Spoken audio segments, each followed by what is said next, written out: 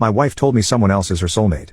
My wife, Emily, met her best friend Chuck in high school. They became close friends, and Chuck came out to Emily as gay. Emily was supportive. A year or so later, Chuck came out to his parents.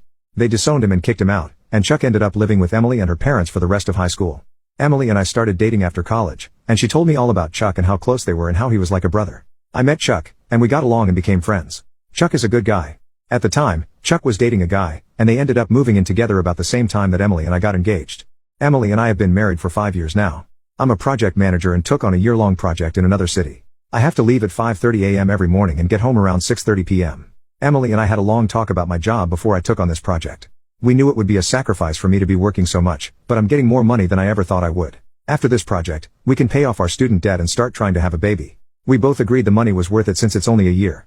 That year will be up in late November. In March, Chuck caught his boyfriend cheating. He was devastated. Emily immediately told him he could move in with us. I was fine with him moving in but not happy that Emily didn't even discuss it with me first.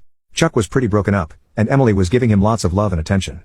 I was fine with it because I know how much she loves Chuck, and he did need her. I also did my best to support him and make him feel loved. For a while, this was fine, but as time went on, Emily has continued to pour all of her attention into Chuck. Sometimes I get home from work, and neither of them is there, and I found out they went to a movie or out to dinner together. I don't think there is anything romantic or intimate between them, but it has been annoying that I get left out of all the plans.